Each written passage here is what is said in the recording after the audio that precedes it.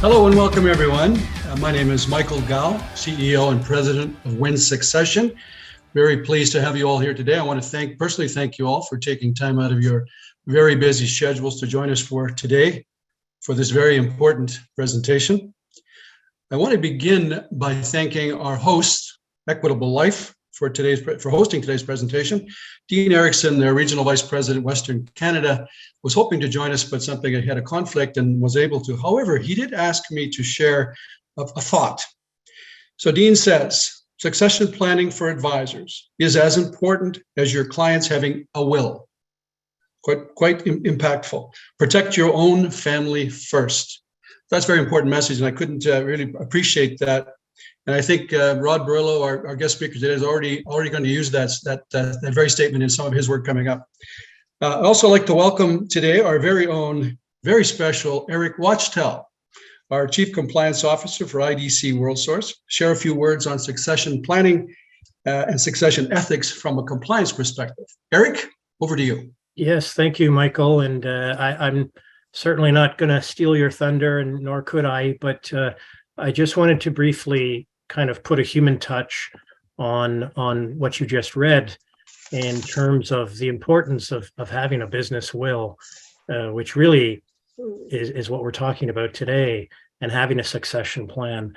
I can certainly tell you from the chair I'm sitting in, the number of times I've seen advisors become gravely ill or unfortunately pass away, and their families, on top of probably the most emotional event they can endure in their life, are now trying to take a fast course on getting up to speed on our business and trying to understand what it was their spouse or partner or parent put together, and what they're supposed to do with it and how they're supposed to deal with the compliance aspects of it.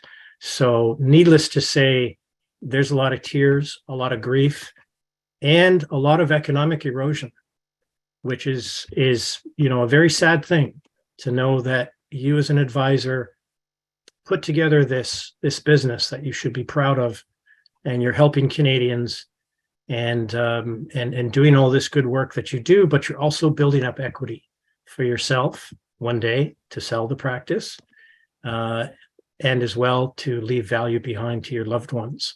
So it's a point of pride, but it's also a point of orderliness and just being good to your family, because certainly, not having a plan is not an option. So I think I'll leave it there, Michael, and let you take back. Thank you, Eric. Really appreciate that. I just want to also emphasize that very point. When we start to ease into retirement, when we start working less actively in our business, in our book, we have to continue to remind ourselves that we have an ethical fiduciary responsibility to those clients, even though we're not as active in our business, which really means we need to be proactively planning stage 2 or phase 2 prior to that last moment. And I have, in my experience, signed a few deals literally on a gentleman, or in one particular case, a gentleman's deathbed the day before he passed away. So don't leave it till then, is all I have to say on that. So on that very somber note, I want to introduce our very special guest speaker today, Mr. Rod Burylo.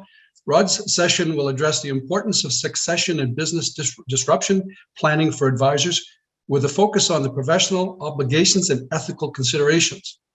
Rod will discuss best practices based on accepted standards of behavior. Rod has over 35 years of industry experience, is a Canadian Advisor of the Year award winner, international speaker, author, and media contributor, and a good friend of mine.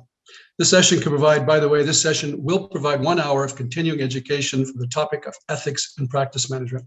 On that note, Mr. Rod Burylo.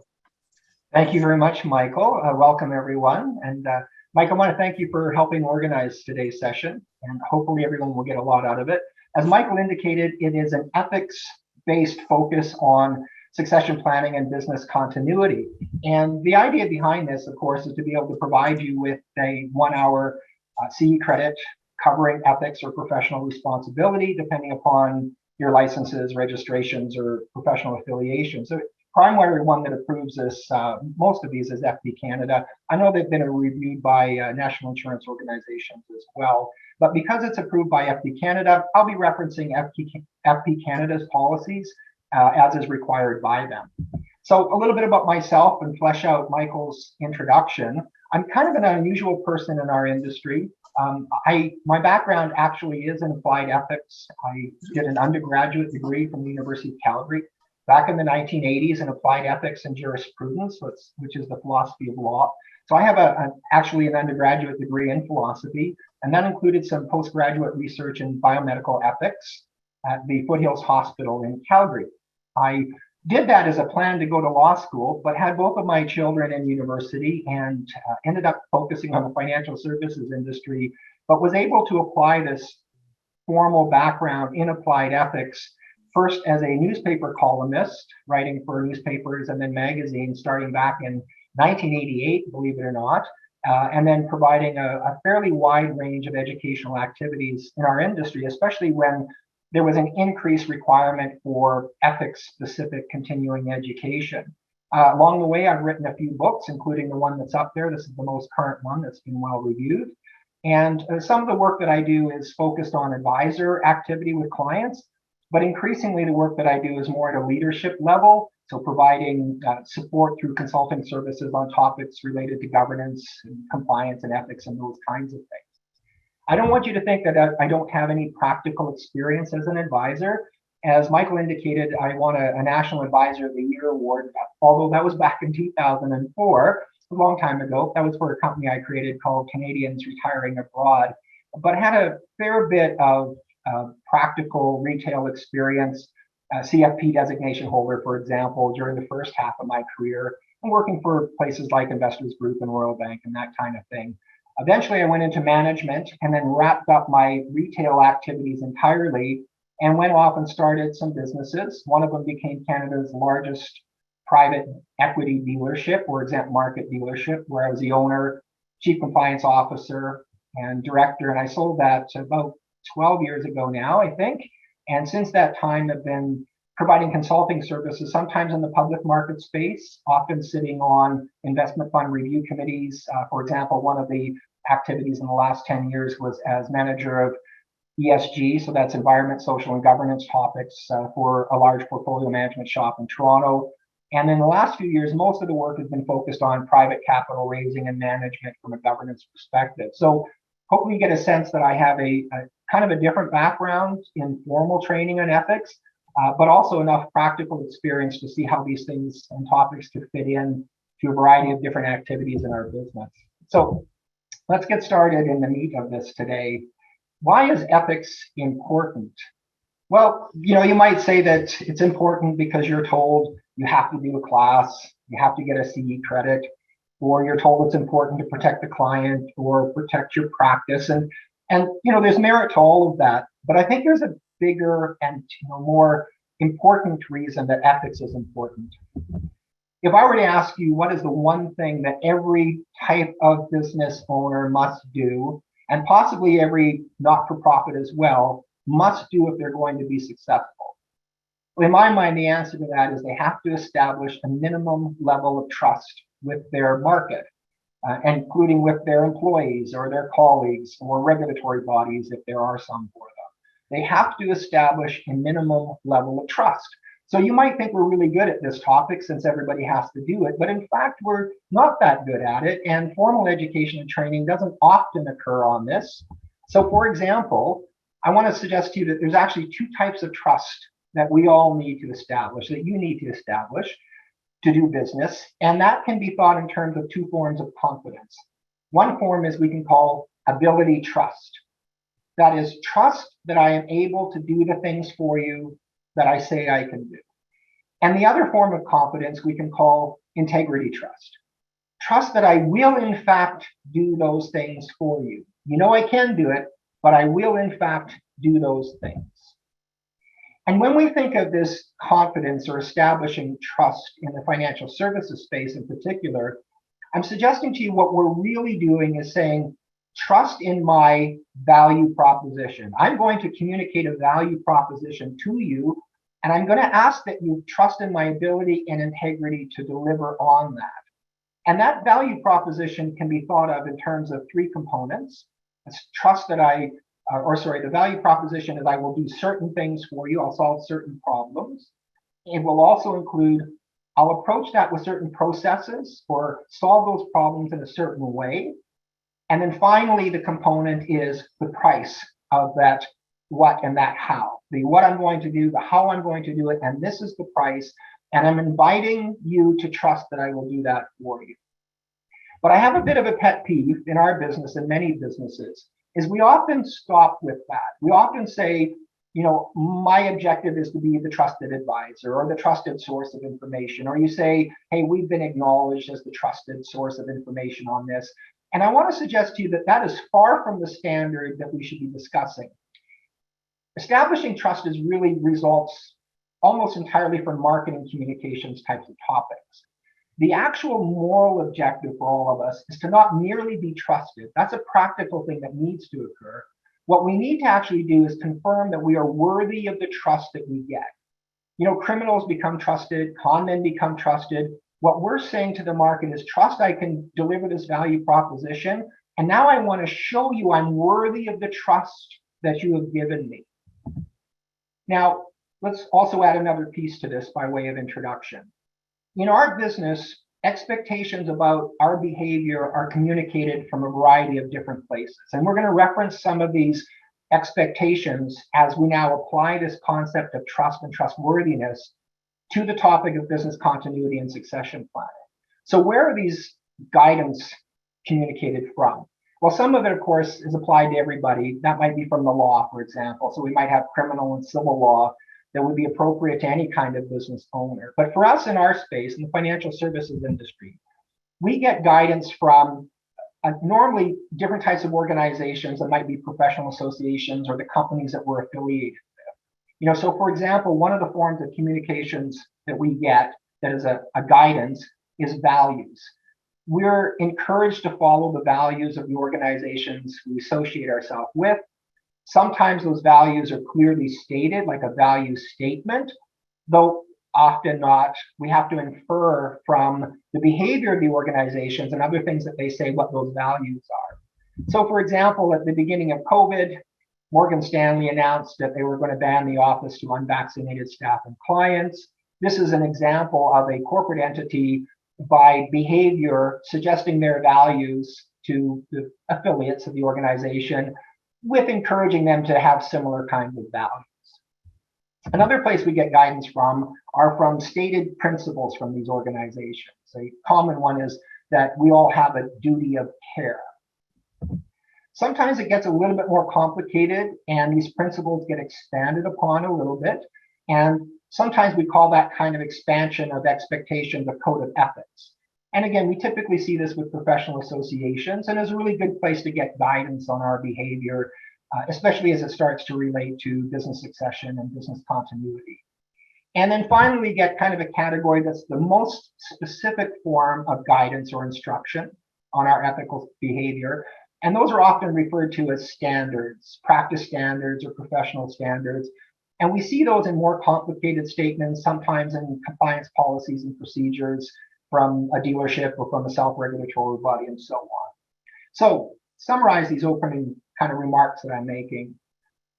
Key part of ethics is that we need to establish trust. And from an ethical perspective, we need to be worthy of the trust that we establish. And the guidance to us on what constitutes appropriate behavior in being trustworthy comes from a variety of different sources. And we're going to talk about some of those sources specifically today as it relates to a particular topic. So the idea of applying ethics or applied ethics is really that you take these kind of more conceptual ideas that by themselves are not especially useful and see if you can apply them to interesting sets of circumstances that we face. And it's one of the things that makes the topic of applied ethics fascinating for me is that, behavior changes over time. And, sometimes advisors will say, well, why do I have to keep doing ethics classes? Surely it's intuitive, or we've already covered these things. And one of the reasons why ethics is interesting is because behavior is dynamic. We're going to look at some of the things that are affecting behavior as advisors and why revisiting these kind of general ideas of ethics to very specific topics is really useful. So why is business continuity planning and succession planning actually a matter of ethics? Well, the argument that I make for this is that when you attracted that client, when you presented your value proposition to them, and you invited them to have trust in you, you make a form of commitment to the client.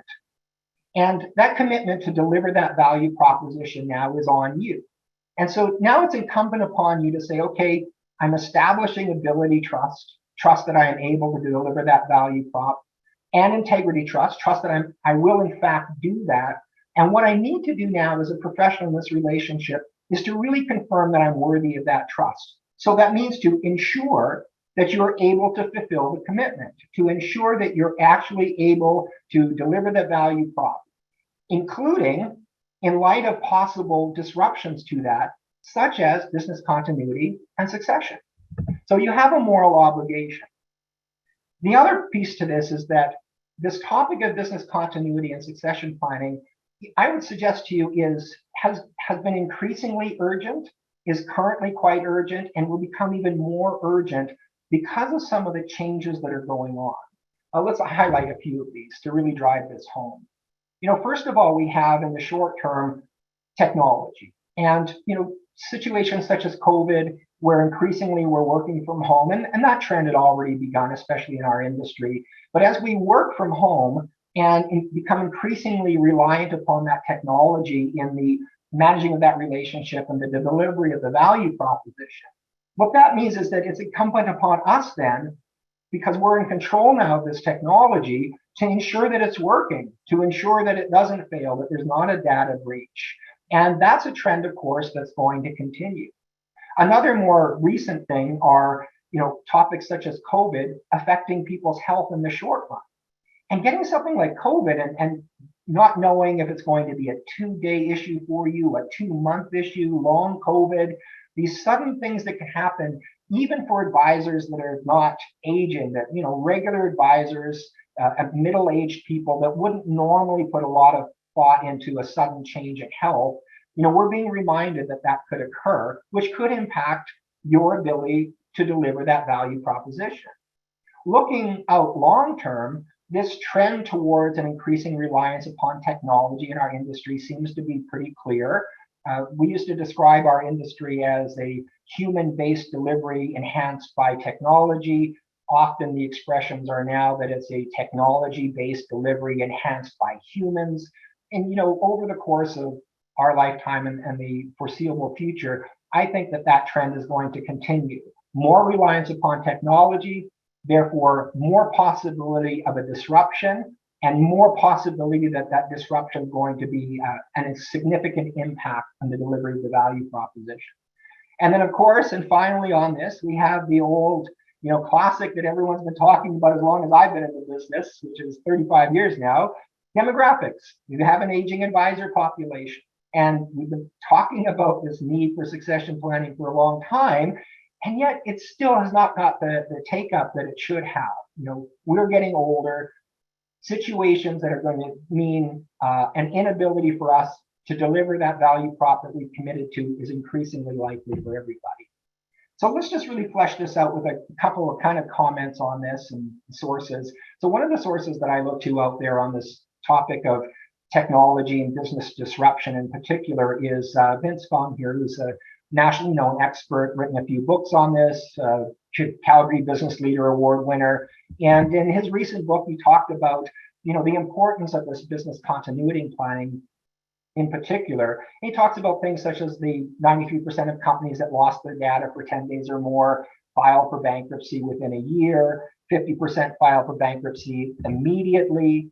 He also points out that 20% of small to medium businesses will suffer a major disaster, causing loss of critical data every 5 years. Talks about cyber criminals stealing, really large amounts of money through spyware and through ransomware and so on.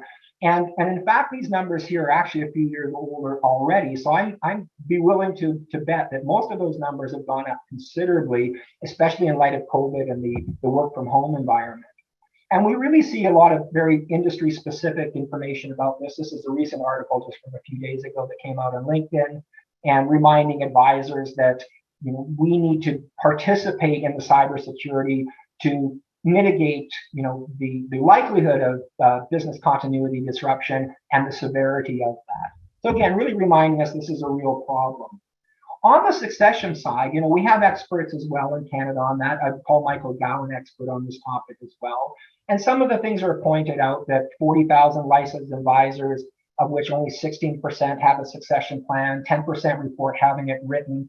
I mean, we clearly have a serious matter that people are not addressing appropriately to the extent that they should have. And we get guidance on this. Now, one of the things that's been going on to all of you as advisors is the instructions or the guidance, the expectations about certain topics like business continuity in particular have been more historically directed at the dealership level. So we see various securities regulators, provincial or MFDA or IROC, stating in their expectations to the dealership that they have to have a business continuity plan in place and to minimize, as they say, minimize business disruption. And this is important, continue to serve the client, which was the commitment that was made to the client. I'm actually surprised that that requirement has not yet fully trickled down to the advisor level. If it's an obligation on the dealership, and increasingly the advisor is responsible for technology and communications, I would be at this point expecting to see a lot more of that, and more imposition on you from a regulator or from your dealership that you have to do this. And we're going to talk a little bit more about that in a few minutes. So that's one form of guidance. Some of the other forms of guidance on the requirement to address business continuity and succession comes from professional associations, including FP Canada. I said I would be referencing them so that you could get that CE credit with them. And they have various policies and procedures that I think speak directly to the obligation to have to deal with business continuity and succession. And one of them is the very first principle, which is a duty of loyalty. They say that you have a duty to act in your client's best interest by placing the client's interest first. And that requires that you place the client's interest ahead of your own or all other interests. Now, you probably read this before, but if you're at a golf course or you're marketing and prospecting or taking a cruise and you haven't put in a succession plan or business continuity plan, are you in fact putting your own interest at that moment ahead of your client's interest? I would be arguing that you are, that you're not acting out of a duty of loyalty, that you should get to those things when you fully prepared for the possibility of a discontinuation of your commitment to the client.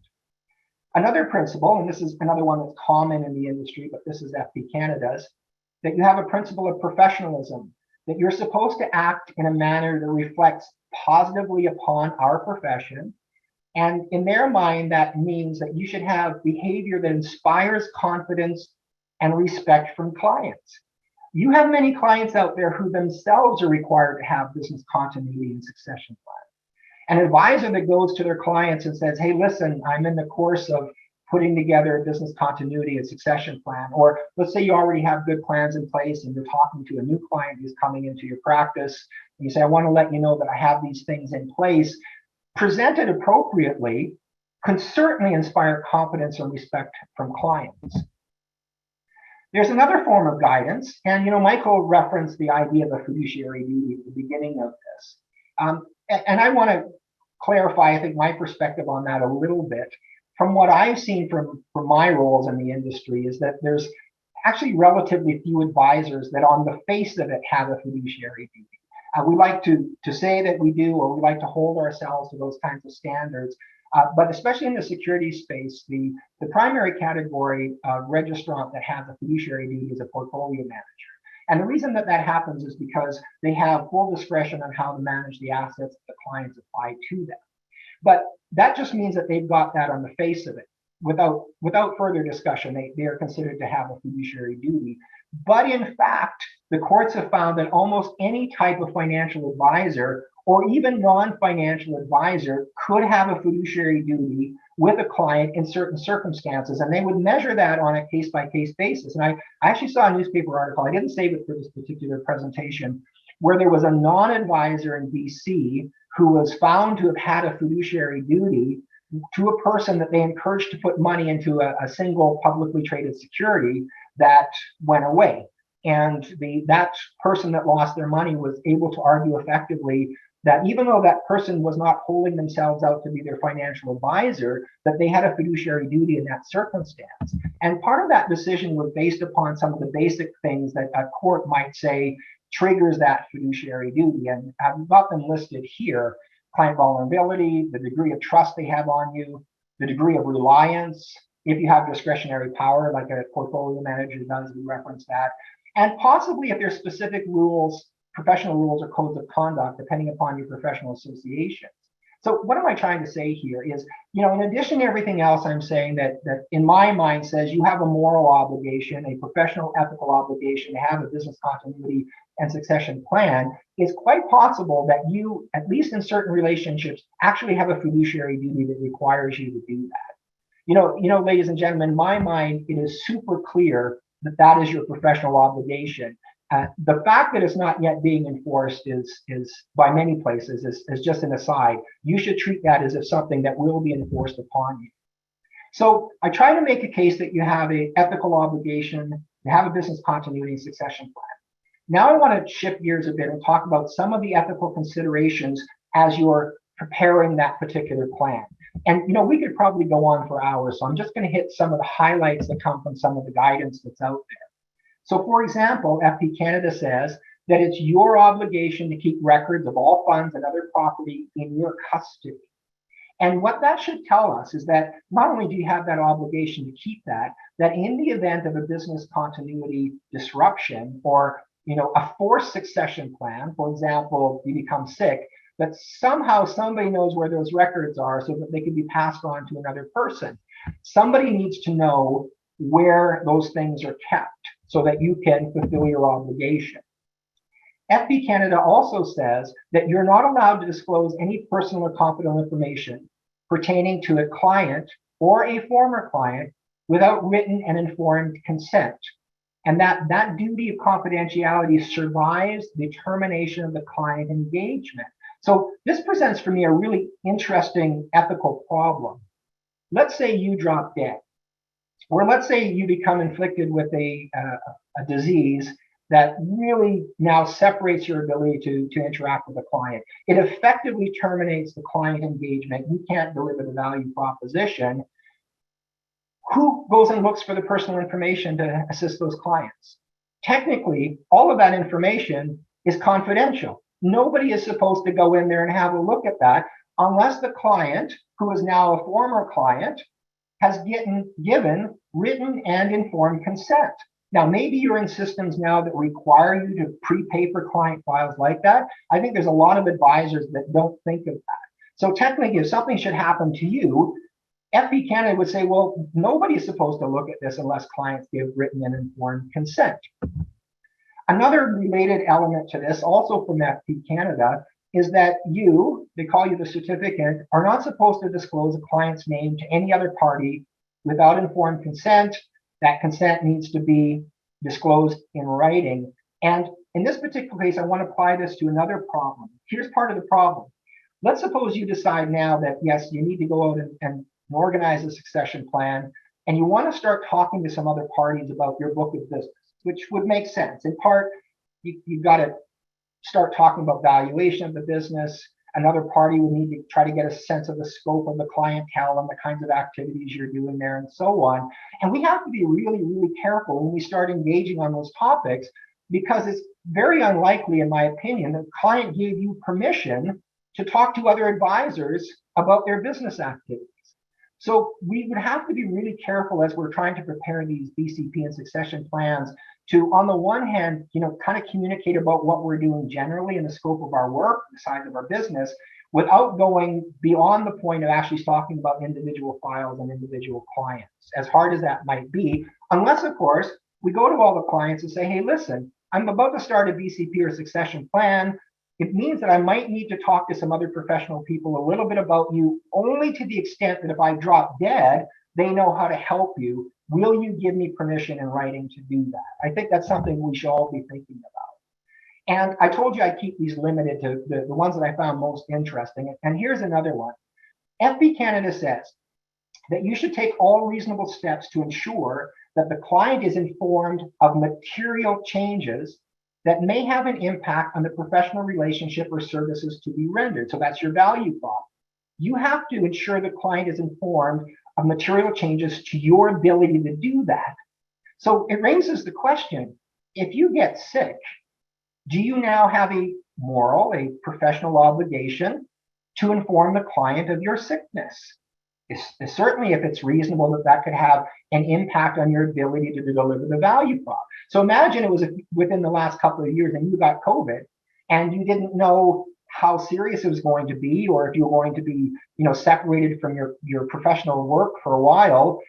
According to this, you had an obligation to proactively tell everybody. And this might not sit very well with some people, the idea that if you got cancer, that you're supposed to reach out and tell all the clients you have cancer because it has, the potential to impact the professional relationship.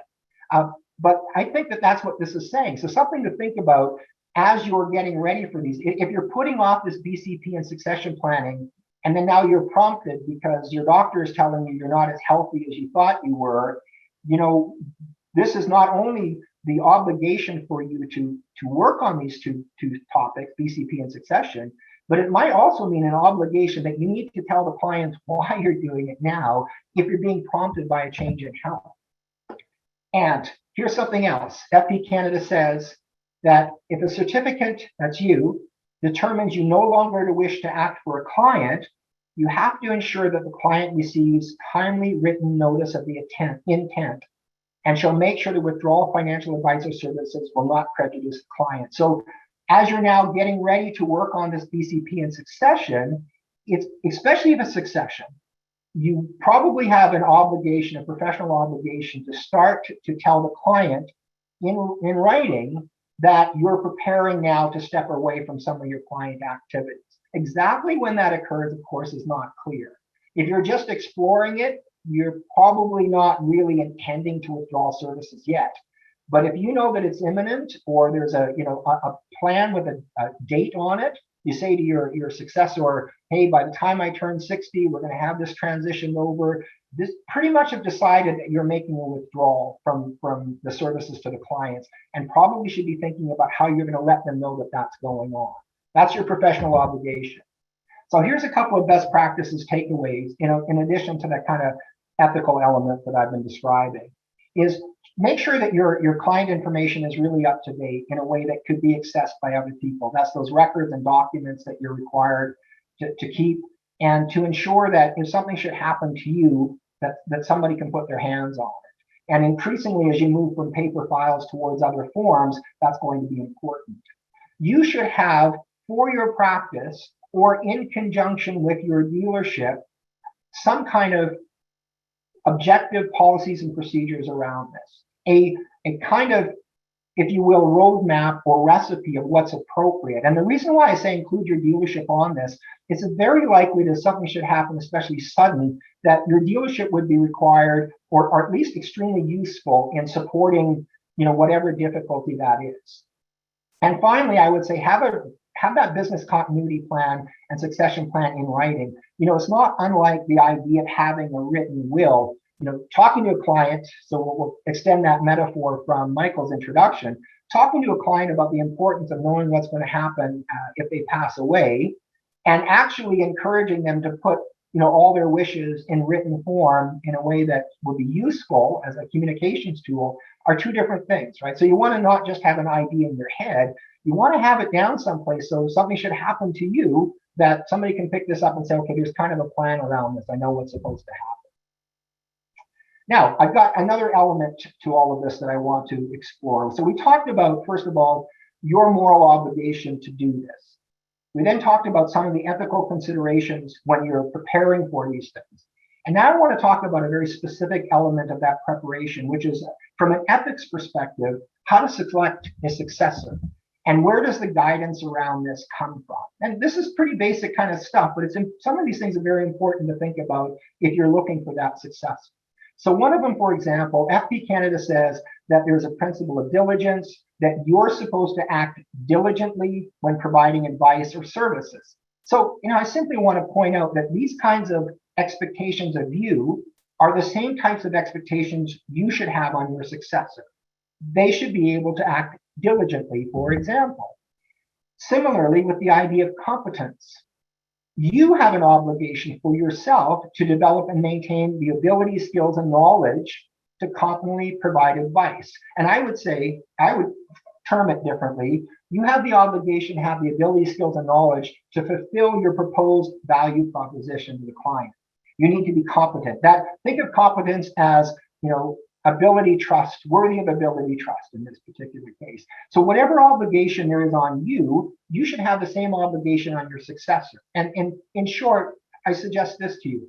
Whatever designations or proficiencies you have, this specialization you're involved in, or a particular designation that you've attained, you should work to ensure that the advisor or advisors that will be looking after your clientele have at least the same level of ability, skills, and knowledge. I think that is your moral obligation, because you propose that value proposition to the client.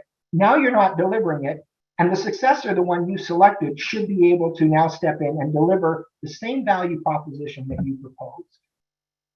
Similarly, where a certificate refers a client to a third party, and I know when we say third party and referrals, we're often thinking about accountants and lawyers and other professional people, but that referral to a third party can also be you referring your clients to another advisor.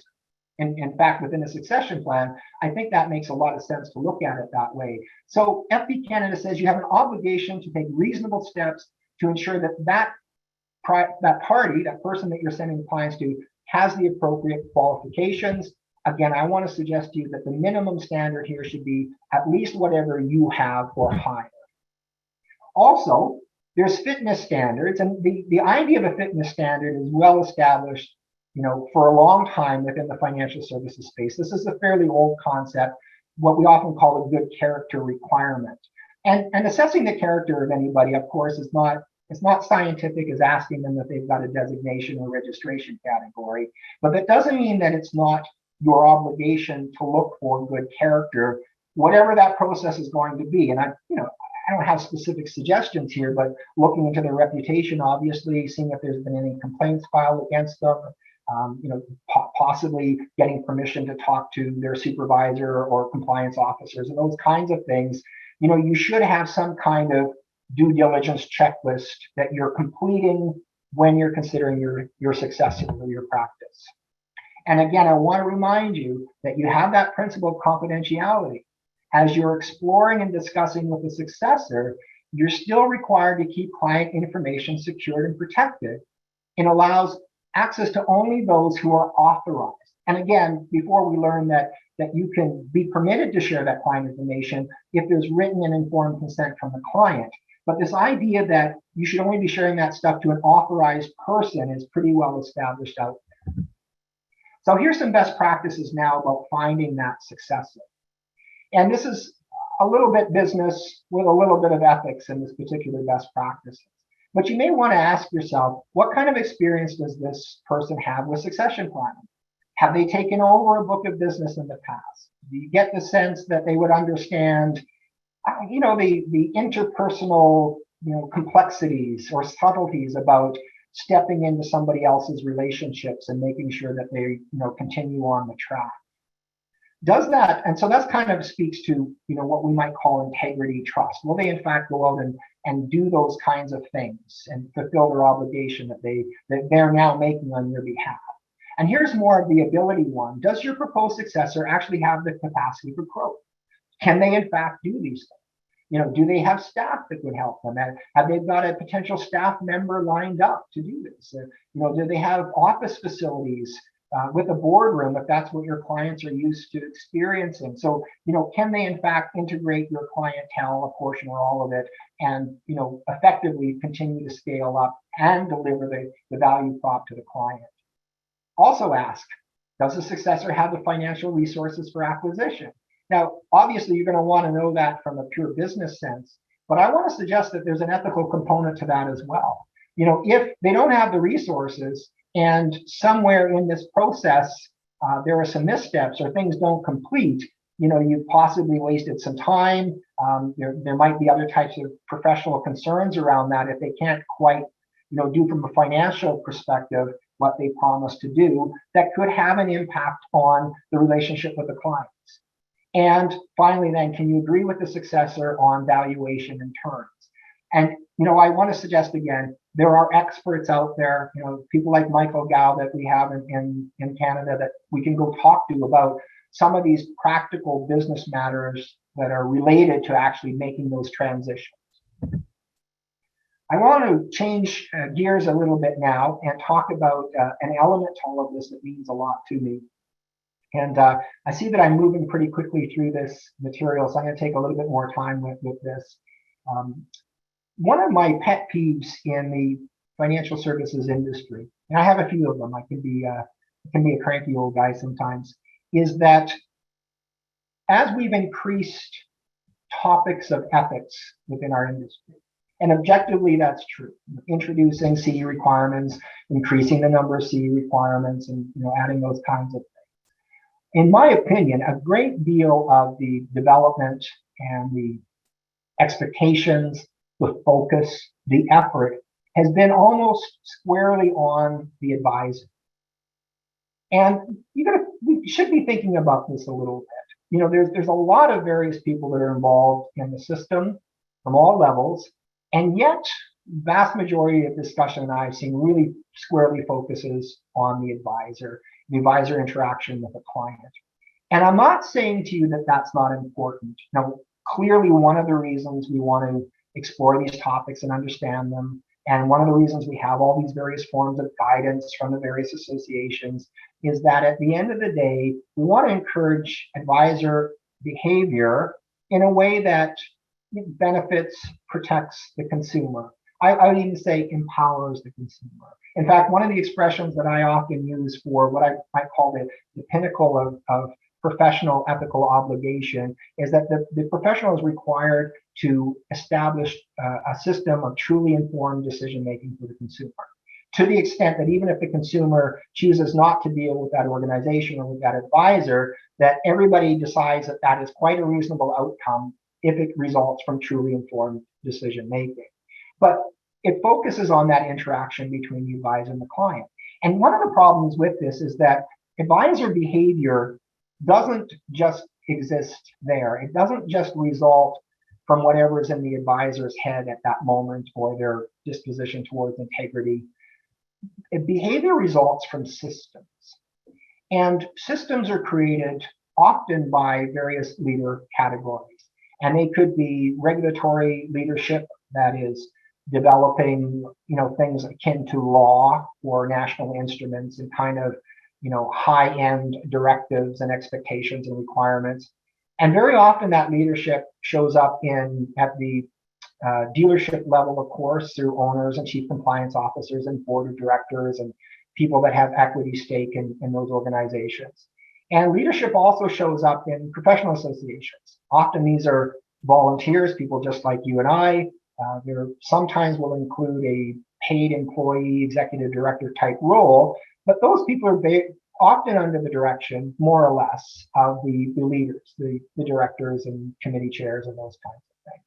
And I mentioned earlier when I was doing my introduction that I had been transitioning in the last few years from spending less time working on advisor interaction and more time working on leadership level activity, because I believe that a most significant form of influence on advisor behavior not comes from putting up a code of ethics, but comes from the organization itself and often from the leadership. The organization produces results, or behavior results, I should say. And so, for example, I was invited to do a session recently for a national mutual fund company talking about topics of ethics and leadership in the financial services industry. And one of the things we talked about was systems that leaders create that influence behavior, and identify three main categories. And one of these are recruitment activities, how we recruit, and the types of personalities that we bring into organizations can have a big impact on the people then that populate that organization and the kind of ethical tone that the organization ends up having. Organizations are collections of people, and if you're recruiting and targeting very specific types of people, and I'll just use an expression. I'm just pulling one so that I'm not speaking cryptically here, like a hardcore aggressive salesperson type personality type, of which at least historically used to be a target recruit type of person. That ultimately will create an organization that where the individuals have certain behavior types. Another element that happens in that, created by the leaderships, are reward types of implementations. How is compensation for advisors taking place? What is specifically is the behavior and the client behavior that produces that reward, that form of compensation? And of course, historically in our industry, it has been about sales activities. And we like to call ourselves, we like to say we're getting paid for advice and so on. But unless you're fee for service or fee for service plus, you're technically getting paid when a consumer purchases a product or a service from you. So it's essentially a sales type of situation. And one of the reasons that the financial services industry gets criticized from other types of professional groups, like the lawyers and the accountants and so on, is they'll talk about the systems where reward is tagged specifically to the sale of a product or service. And I'm not against any of that stuff, but we have to recognize that those are the systems that we're in. Those systems are created by leaders, and those systems influence behavior advisors. The final category that we often talk about is the recognition programs that go along, separate from a reward or compensation. And so the recognition systems that acknowledge sales behavior, AUM, number of policies placed. Note that none of those specifically rewards the advisor for a client outcome specifically. And we can make the argument that if the client buys the right product, the outcome occurs, but it again is focused on the client buying something. So the possibility that a client does not buy something because it's in their best interest not to buy a product is not recognized as a successful outcome. So we have, let me summarize kind of where I'm going with this. We have leaders of various types of organization that create systems that recruit, reward, and recognize individuals for certain types of behavior. Now, there's nothing wrong with that as it drives business. I mean, you heard in my introduction, I ended up owning Canada's largest exempt market dealership. We went from 3 people to 100 people in about a year and a half. I'm very well aware that there needs to be financial systems in place that attract and compensate appropriately in those environments. Where I get anxious is, and hopefully this will resonate with many of you, is that if things fall off the rails, if there's situations where clients start to feel that inappropriate behavior has gone on, unfortunately, what I see sometimes is the leaders then pointing at the advisor, and basically it's a criticism of the advisor. And without also pointing fingers back at themselves and saying, yeah, but as leaders of this organization, we created the systems that contribute significantly to the behavior. So one of the things I talk about in this particular space, and this comes now, let's bring this back to this topic of succession planning and business continuity planning. We have situations where the dealerships are required to do certain things, such as a business disruption plan. And the businesses also recognize that it makes sense for them as a business to make sure that clients are looked after in the event that an advisor passes away or becomes sick or something else goes on. And so it's really incumbent, I think, about at the dealership level, the professional association level, and the regulatory body level to encourage behaviors around business continuity and succession planning that also mean that the organization leaders are actually doing something to encourage these things. So what are some of these things and what could they look like? And let me answer this first question first of all. Why should you as an advisor care? Advisors, we all have leadership opportunities. Many of you are in a leadership role. If you're not an owner of your dealership or a sub-dealership or what have you, you're at a place in your career where management cares about your perspective. You have the ability to influence that kind of leadership. You could be a leader because you're volunteering in a professional association and you're contributing to the advancement of these topics, or you're on social media and you're, being a good representative of our industry, a leader in the sense of demonstrating how professional you can be. And even if you're not, quote unquote, a leader per se, or director, CEO, that kind of thing, it doesn't mean that we don't all have leadership responsibilities. And so one of the things we can do together is recognize that some of the behaviors we need to own on this, but we also should be talking within the organization and the leadership about what we can all do to advance these topics. And so one of the things is, one of the reasons I was so happy to be invited to provide this presentation is I see this as a really great example of an organization trying to provide proactive instruction and guidance. Ethics topics, other than the fact that they're required for CE, let's face it, I don't have people calling me out of the blue going, I got enough ethics CE, but I'm so excited I want to do more this year. I never get that call. And I've been doing this a long time. So that an organization would ensure that you have an ethics-related approach to this is important. And they all should be doing it. I'm not saying this to be self-serving so I get more speaking activities. Honestly, that's the farthest thing from my mind. It's just the right thing to do from a leadership perspective.